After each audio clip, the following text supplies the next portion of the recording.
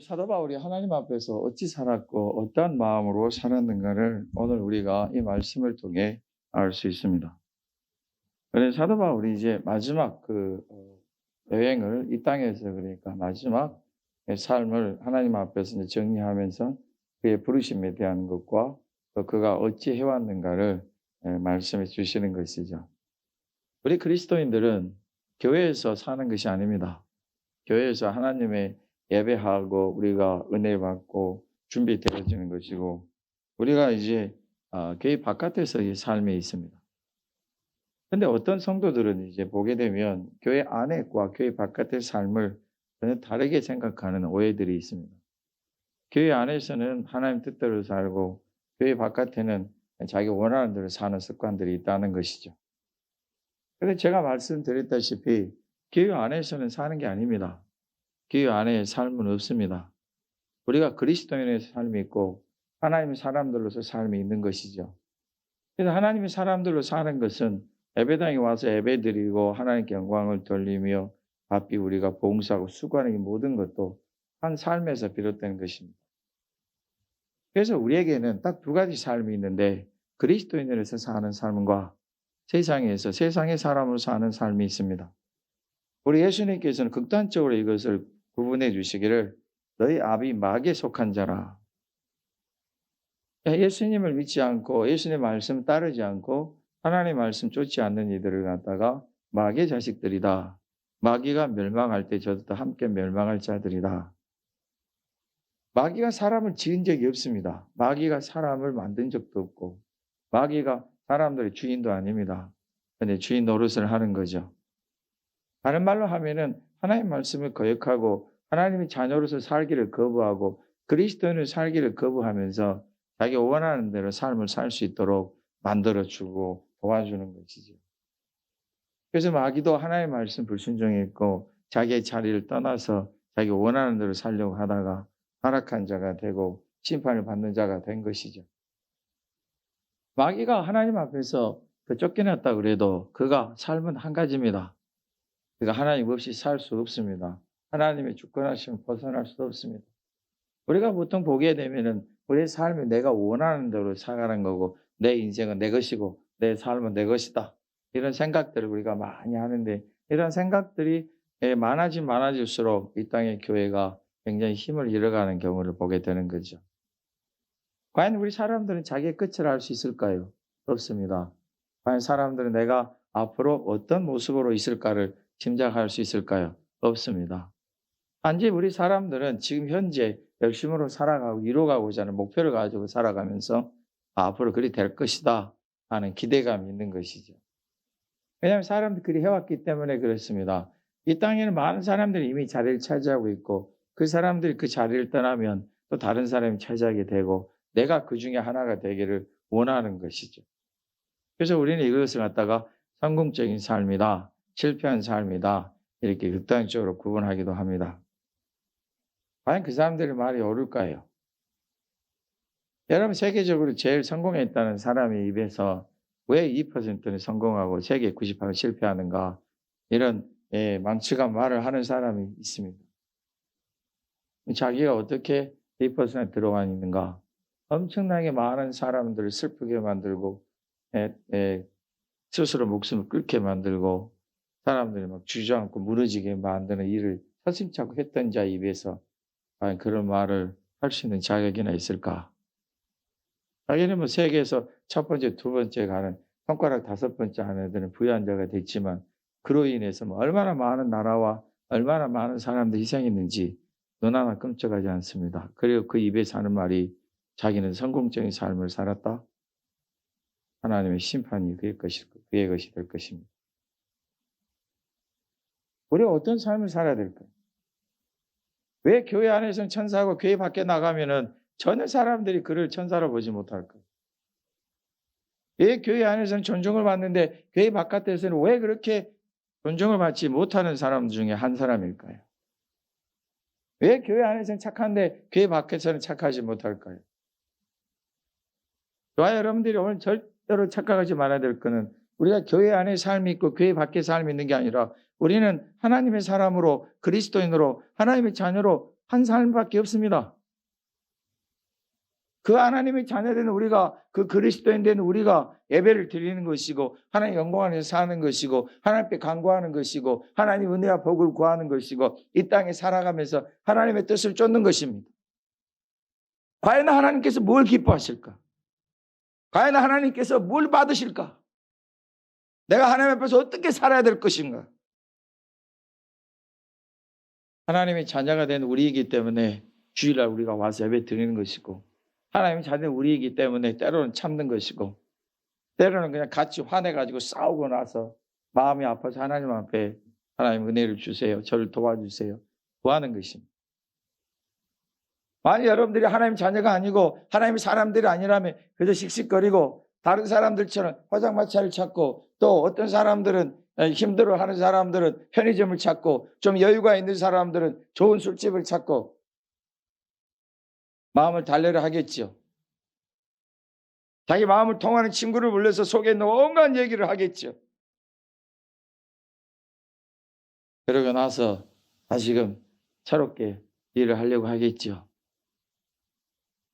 큰일 났네요. 하나님의 백성들은 그렇게 못하네요. 하나님의 백성들은 술을 먹을 수가 있나? 어디 가서 화풀이를 할 수가 있나? 무슨 야구방망이나 그 새뭉치를 들고 가서 그냥 막 부시면서 싸울 수 있나? 할 수가 없네요. 참아야 된대요. 용서해야 된답니다. 그렇게 자기한테 악을 해놓고는 와서 나도 용서해 주시오. 그리고 나에게 좀 밥 한 그릇 주시면 용서도 해주고 밥 한 그릇도 줘야 된답니다. 어떻게 하실랍니까? 우리의 생각으로 살 수가 없네요. 내 생각으로 살 수가 없단 말입니다. 내가 원하는 삶을 살 수가 없단 말입니다. 내가 하나님의 나라가 있고 하나님이 살아계셔서 나와 함께 하시고 하나님의 나라에 내가 그 하나님의 집이 있다고 믿는다면 하나님의 심판이 있다고 믿기 때문에 내가 뭐 어떻게 해요? 하나님의 말씀대로 살아야지. 하나님의 나라가 있습니다. 우리 예수님이 심판하십니다. 이건 우리에게 분명한 것입니다. 바꿀 수가 없어요. 내가 어떻게 살아도 상관없어요. 내가 어떤 말을 주장해도 상관없어요. 이 세상에 많은 훌륭하고 천재 소리를 든 사람들이 하나님이 없다, 우주가 없다. 제가 근래 몇 주 전에 희한한 책을 하나 발견했는데 아직 사진 않았어요. 이 책이 그렇게 유명한 책인 줄을 이제서야 알았어요. 수십 년 동안. 영국의 어떤 학자가 쓴 책인데 우리가 이기적이라는 거예요. 우리의 피가 이기적이라는 뜻이. 이 책을 내가 과연 돈을 줘서 사서 시간을 들여서 읽어들 가치가 있나 뻔한 사실일 텐데 사람들이 그 책을 수천만 권을 사서 봅니다. 저들이 어떻게 주장하고 어떻게 저들이 얘기하든지 간에 저들은 그 삶을 살 것이고 마지막에는 하나님을 볼 것입니다. 참 궁금합니다. 하나님이 없다고 그렇게 많은 자기의 시간과 지식을 동원해서 부인했던 자가 하나님의 계심을 본다면 그의 마음이 어떠했을까요? 우리 선자 아담과 하와가 자기가 마귀에게 속았다는 사실을 아는 데는 얼마 걸리지도 않았습니다. 수로보니게라는 가나안 여인이 자기 귀신 들린 자기 딸을 위해서 주님을 찾아갈 때는 주님께서 그를 찾아가셨습니다. 머나먼 길이죠. 600km가 넘는 길입니다. 우리 예수님이 하루 10시간 걸어가셔도 꼬박 10일을 거셔야 돼요. 우리 예수님의 모든 평생 거니신 거 보게 되면 우리 예수님은 맨날 길 위에 계셨어요.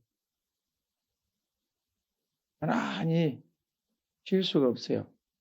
호텔에 들어가서 쉬면서 가실 수가 없죠. 그 많은 지역을. 도대체 두로와 시돈 지역을 가버나움에서 가셨는데 꼬박 10일을 걸어서 가셔야 되고 7, 8일을 걸어서 가셔야 돼요. 그래서 가셔서 누구를 만나고 했더니 솔로몬이 여인을 만납니다. 그가 예수님을 찾아올 수가 없죠. 그 먼 거리를. 예수님께 가까이 가 계셨죠. 그래서 그가 찾아옵니다. 예수님 만나고 나서 그 인생이 삶이 완전히 바꿔지고 그 삶이 주님 안에서 새롭게 된 것은 왜 우리가 듣지를 못하고 예수님이 없는 자들의 삶이 하나님 나라를 부인하고 하나님 부인하는 자들의 삶이 어찌 그렇게 크게 보이는지요? 왜 예수님보다 맛있는 음식이 더 크게 보입니까? 왜 예수님보다 돈이 더 크게 보입니까? 왜 예수님보다 좋은 차, 좋은 집이 더 먼저 보입니까? 여러분, 우리는 삶이 하나밖에 없어요. 사도 바울도 마찬가지예요. 그는 사람으로 따지면 얼마나 출세할 수 있어요. 사람 똑똑하죠. 물론 외모는 출중하지 못하기 때문에 있겠지만 뭐 이때 시대에는 외모를 그렇게 중요히 여기는 그 시대는 아니니까 실력을 중요하게 시대는 여기니까 연설 잘하죠. 말 잘하죠. 학식이 있죠. 누구하고 변론해서 지지를 않죠. 어느 뭐로 봐도 지금 이 세상에 살면 이름 없고 혐 없고 유명세를 얻을 수 있어요. 근데 그가 어찌 밑바닥까지 떨어져서 도무지 사람들이 존경할 만한 삶을 살지 않고 오직 하나님 안에서 우리 예수님 믿는 예수님이 사람들만 알아볼 수 있는 사람으로 바꿔졌을까요? 삶이 하나밖에 없는데요. 여러분 어떻게 사실랍니까? 아직도 나를 위해서 사실렵니까? 아직도 욕심 부리면서 사실렵니까? 그게 하나님의 나라에서 가치가 있겠습니까? 하나님은 여러분을 높이시기를 원하십니다. 하나님 여러분을 세워주시기를 원하십니다. 하나님 여러분을 복되게 하시기를 원하십니다. 하나님 여러분을 힘있게 하시기를 원하십니다. 하나님은 곳곳에 하나님의 사람들을 예비하시고 인도하시며 준비하십니다. 그리고 그들로 하여금 하나님께서 기뻐 받으신 일을 이루게 하십니다. 미국의 대통령 중에 지미 카터라는 사람이 있습니다. 지미 카터라는 사람이 대통령이 당선되자마자 지미 카터라는 사람에 대한 우리나라 번역된 책이 한 달도 안 걸려서 나왔습니다. 그 책을 김혜재 집사님이 딱 사가지고 와서 내 앞에 뚝 던지면서 읽어봐. 저는 지금도 지미 카터에 딱 두 가지밖에 없어요. 땅콩 농장의 주인, 그리고 미국의 대통령. 그것도 재선에서 떨어진 대통령. 역대 대통령 중에 인기가 제일 없는 대통령 중에 하나. 근데 그가 하는 일을 가만히 보면 우리나라 지도자들이 진짜 싫어하는 일만을 많이 합니다. 그의 마음에 하나님이 계시고. 유명한 일화 중에 하나, 그가 대통령이 되어도 예배는 꼭 밖에 교회 가서 했고, 비판하죠, 사람들. 우리나라 지금 대통령처럼 많은 사람들 비판해요. 왜 그렇게 호들갑스럽게 밖에 나가서 예배를 드려야 되냐. 대통령이 한번 밖으로 나가면 얼마나 많은 경우의 인력이 동원됩니다. 교회도 소란스러워요. 이 사람 교회 가서 예배 드리고 자기는 주일학교 교사를 하나님 앞에 작정했다고 주일학교 가서 주일학생들 가르치고 자기 예배 드리고 돌아간답니다. 옛날 일이죠. 지금으로부터 거의 오래전 일이네요. 도대체 그의 삶이 어떻게 살고자 해서 이런 앞뒤가 안 맞는 삶을 살까?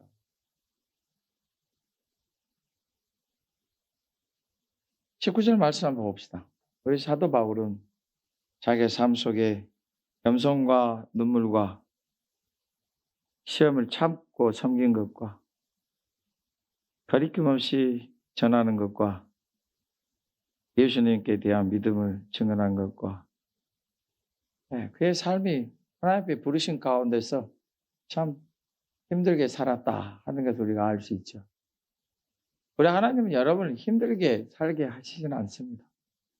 하나님께서 여러분에게 맨날 눈물과 고통과 아쉬움 속에서 힘들고 어렵고 부족하고 모자르고 이렇게 살게 하시지 않습니다. 근데 우리의 삶이 한 번밖에 없기 때문에 하나님은 여러분의 삶을 더 귀히 여기십니다. 여러분이 무엇을 먹고 살았고 어떤 집에서 살았고 무슨 옷을 입고 살았는가를 보시는 게 아니고 여러분이 마음을 어떻게 하고 살았는가를 보십니다. 눈물과 겸손과 참음과 인내함 속에서 사도 바울이 행하고자 한 게 뭐예요? 복음을 증거자라.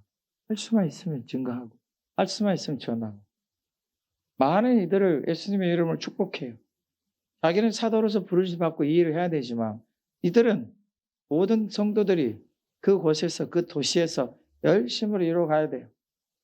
오늘 사도 바울이 만나고 싶어 했던 사람들은 밀레도에서 에베소 성도들을 불러오게 하는 거예요. 밀레도는 항구에 배를 타고 밀레도에 내렸다가 밀레도에 잠깐 정박했다가 뭐 옛날 배들이 한꺼번에 못 가고 중간에 쉬어서 쉬는데 짐을 풀어야 되기 때문에 뭐 1시간이 아니고 이틀, 3일, 많으면 일주일, 보름 한 달도 그 정박해 있었다고 그래요. 그러니까 그 시간이 있잖아요. 그 밀레도에서 바로 이제 시돈으로 가면 시돈에서 이제 예루살렘까지 예루살렘까지 걸어가야 되는데 몇 날 며칠 걸어가야 되겠죠. 그것도. 자, 그래서 그 밀레도에 딱 있을 때 에베소 교회 성도들을 청한 거예요. 이제 좀 만납시다. 왜 이렇게 사도 바울이 에베소 교회 성도들을 보기를 원했을까요? 에베소 교회는 사도 바울이 그가 친히 교회를 세운 것이고 다른 도시보다도 다른 교회보다 3년이나 오랜 시간 머물면서 그 교회를 이루었어요. 다른 데는 많이 해봤지 1년 반, 1년, 짧게는 6개월, 3개월만 교회 세우고 지도자 세우고 바로 떠났는데 에베소 교회는 이렇게 오랫동안 있었죠. 많은 정이 들었겠죠. 그래서 그들을 불러서 그들을 이제 함께 만나고 같이 기도하는 거예요. 같이 이루어하는 거예요. 오늘 우리가 읽지 않았지만은 이 36절부터 38절의 말씀 보게 되면은 그들이 무릎 꿇고 기도하고 함께 울었어요. 그리고 얼마나 크게 울고 통곡했는지 목을 안고 끄이끄이 우는 거죠. 왜냐하면 이게 이제 마지막이니까. 사도 바울은 이게 마지막이에요. 이제는 순교의 길로 가야 돼요. 순교자로.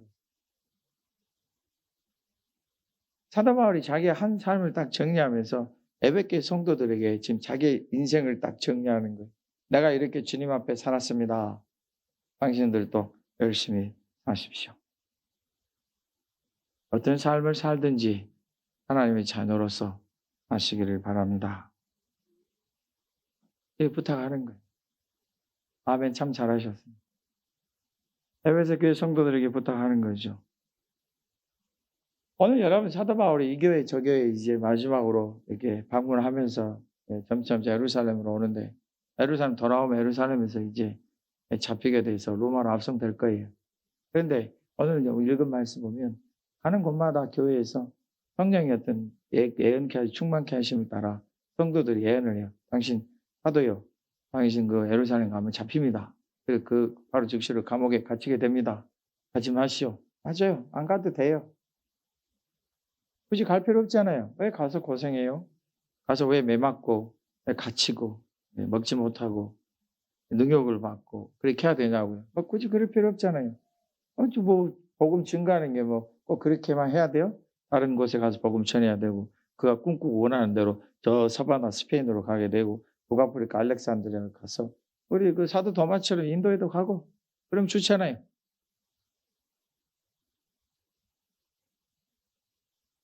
많은 그 교회가 많은 성도들이 그에게 말하기를 하지 마시오. 거기서 잡히는데 왜 가십니까? 오늘 말씀을 들어보십시오. 성령님의 매여 무슨 일을 당하는지 알지 못합니다. 많은 성도들이 이 교회에 잡힌다고. 사도 바울은 무슨 일을 당할지 알지 못한다. 여러분 피하는 것이 그리스도인들에게 있어서 능사는 아닙니다. 도망다니는 것이 능사가 아니에요. 왜 적당히 비유 맞춰주고 적당한 기분 맞춰주고 이렇게 하시려고 하지만 거기에 열매 없습니다. 1년 들어 할 농사를 10년 동안 농사하면 그게 열매가 있습니까? 맨날 똑같죠. 하나님 앞에서 담대하셔야 됩니다. 담대하셔야 됩니다. 하나님은 살아계셔서 여러분과 함께 하십니다. 여러분의 삶이 한 번밖에 없다고 했잖아요. 그럼 하나님이 무진장 그거를 여러분의 삶을 막 길게 늘여가지고 그 삶을 살게 하실 것 같아요? 아닙니다. 단단하게 이루게 하십니다. 여러분의 삶에 하나님 손길이 있습니다. 무슨 일을 당할지 알지 못한다. 그러나 잡히게 되는 건 안다. 그 다음에 내가 어떤 모습이 될지는 모른다. 그러나 내가 할 것이다. 결박과 환난이 나를 기다린다 한다. 맞다. 어떤 결박, 어떤 환난이 나에게 이를지 모르지만 나는 갈 것이다. 24절 크게 읽겠습니다. 내가 달려갈 길과 주 예수님께 받은 사하며 곧 하나님의 은혜의 복음을 증언한 일을 마치려 하면은 나의 생명조차 조금도 귀한 것으로 여기지 아니하노라. 사도 바울의 삶은 이거네요. 그래, 내가 하나님의 은혜를 받은 자고 하나님의 나라에 갈 자고 우리 예수님이 나를 부르셔서 복음을 증거하는 자로 세워주셨는데 에베소 교회 성도들이여 장로여 집사여 권사여 당신들은 에베소에서 하나님 은혜와 복 가운데 열심히 사셔야 됩니다. 그리고 천국에서 만납시다. 이 뜻이에요. 빠질 수 없는 게 하나 있습니다. 하나님의 은혜입니다. 우리가 결코 잊어버릴 수 없는 게 있습니다. 하나님의 은혜입니다. 하나님 은혜로 살았으면 하나님 은혜로 마치자고요. 하나님 은혜로 살았으면 하나님 은혜로 이루어가자고요. 우리가 하나님 은혜를 믿잖아요. 하나님 은혜 주심을 믿잖아요. 하나님의 능력 주심을 믿지 않습니까? 하나님 은혜 가운데 나가려고 하는데 내 욕심이 생기거든. 그까지 그 욕심 밀어내 버리자. 하나님 은혜로 살려고 하는데 두려움이 생기거든. 그 두려움 그냥 주님의 이름으로 옆으로 제끼자고요. 우리 교회 이사 날에 느닷없이 장대비가 내리네요. 전부 다 그냥 쫙딱 비에 젖은 나중에 비에 젖은 꼴이 돼 있죠. 다들 하는데 지금 보게 되면은 짐들에서 물기가 아직도 없어지질 않아요. 그리고 이 사람들도 참 희한해요. 날이 맑으면 이사하는 사람들이 일꾼들은 엄청 꼼꼼하게 예쁘게 해야 되는데 비가 오니까 막 대충 쌓아놓고 자기들은 가도 우리들이 말을 못해요. 왜냐하면 비가 왔잖아요. 누군가는 얘기해요. 무슨 교회에서 이사하는데 장대비가 난다. 이 목사님 그도 많은 날이 있는데 뭐하러 이렇게 비 오는 나를 잡았어요. 그 다음날 금요일 참 바람 선선하게 불고 비도 안 옵니다. 무엇이 중요한데요? 왜 이사하는 날 비가 오면 안 됩니까? 왜 이사하면은 날이 쨍쨍치고 좋아야 됩니까? 왜 이사하면 바람이 선선하게 불고 그늘져야 됩니까? 이사한 날 날이 좋다고 복 받은 겁니까? 이사한 날 비가 온다고 그 날을 잘못 잡은 겁니까? 그리스도인들은 그 날에 이사를 해야 되기 때문에 한 거고 하나님께서 이 땅에 이유가 그때 비가 오게 된 거예요. 어찌 자꾸 자기 인생을 이렇게 비꼬게 보십니까? 어찌 자기 삶을 이렇게 비비 꼬아서 보시냐고. 언제까지 원망하고 언제까지 불평하고 언제까지 힘들어하며 사실 거냐. 하나님의 은혜입니다. 하나님의 능력입니다. 여러분들 하나님의 자녀라고요. 하나님의 자녀로서 한번 해보세요. 말도 그렇게 하고 행동도 그렇게 하고 겉으로만 하지 말고 마음속에도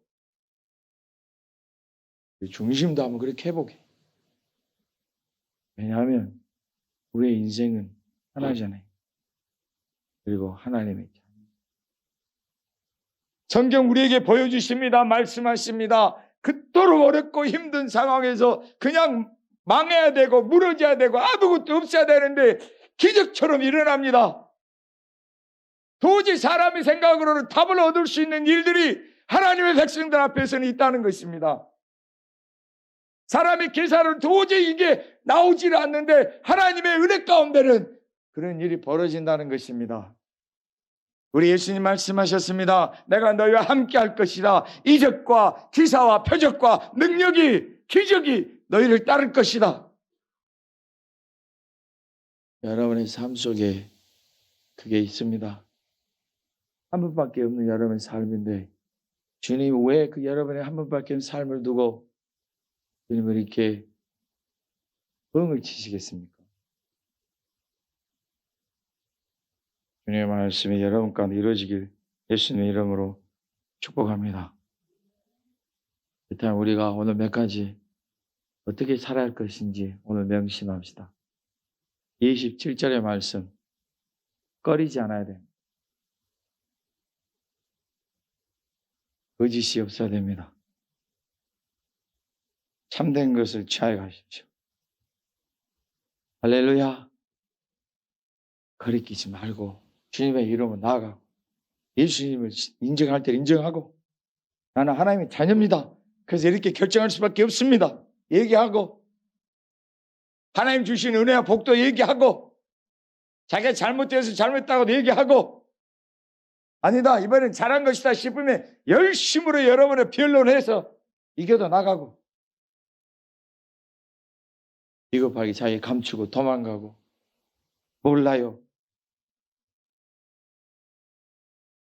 이렇게 욕심부리거나 비겁하지 말고 담대히 나가십시오. 28절입니다. 삼가할 게 있다. 뭘 위해서요? 28절에서는 자기를 위해서 복음 온 우리 성도들을 위해서 하나님의 사람들을 위해서 삼가할 게 있다. 하나님께서 자기 피로 사신 교회를 돌보게 하셨다. 여러분 우리가 거리낌 없이 할 수 있습니다. 주님을 할 수 있어요. 그러나 때로 삼가할 것도 있습니다. 그걸 저와 여러분들이 주님을 위해서 주님의 교회를 위해서 잘 이루어가시기를 축복합니다. 30절의 말씀 봅니다. 29절 30절 교회 안에는 사나운 일이가 있네요. 그들이 어떻게 합니까? 30절에 보게 되면 자기를 따르게 합니다. 자기를 따르게 하려면 어떻게 해야 됩니까? 어그러지는 말을 해야 됩니다. 여러분 교회 안에 자기 편 들어주고 이건 분명히 하나님 앞에서 내가 온전함이 없는데 나를 편을 들어준다? 자기 편을 만들려고 막 한다? 이거 절대로 저와 여러분들에게 없어야 됩니다. 하나님의 교회를 위해서 성도들의 모든 성도들을 위해서 열심으로 행하는 것이 우리 몫입니다. 자기 편이나 만들려고 자기는 드러내려고 틀린 말들, 이상한 말들, 맞지도 않는 말들, 정확하지도 않는 말들 얘기해가면서 이끌어 들려고 하는 이런 말들 예수님의 이름으로 단칼에 잘라내셔야 됩니다. 하나님 은혜의 삶을 사시기를 예수님의 이름으로 축복합니다.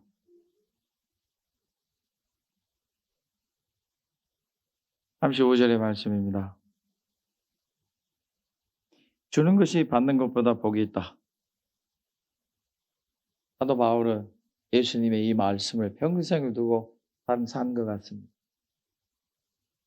우리 파주 동산교회 우리 모두는 주님 앞에서 이 한 인생을 살아가면서 주는 것이 받는 것보다도 복되다는 주님의 말씀 이어가시기를 축복합니다.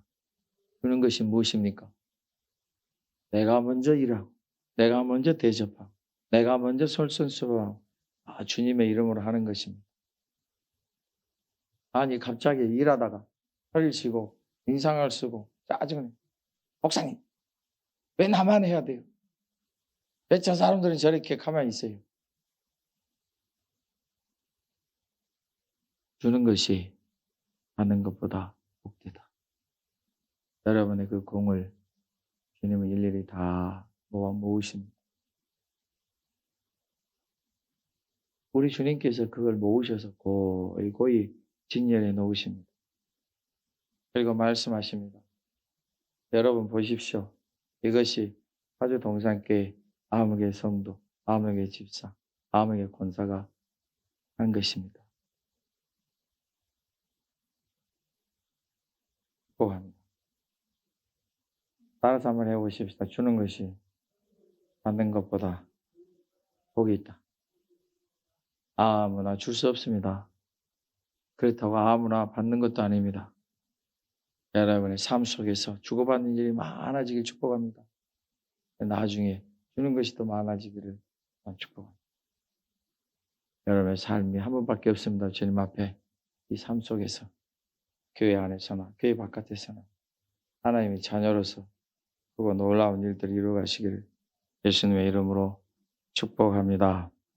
32절 우리 함께 읽겠습니다. 지금 내가 여러분을 주와 및 그 은혜의 말씀에 부탁하노니 그 말씀이 여러분을 능히 든든히 세우사 거룩하게 하심을 입은 모든 자 가운데 기업이 있게 하시리라. 아브라함이 받은 기업 여러분이 주시길 축복합니다. 야곱에게 주신 기업 여러분이 주시기를 축복합니다. 다윗에게 두셨던 그 기업 여러분에게 주시기를 예수님의 이름으로 축복합니다. 우리 함께 기도하겠습니다.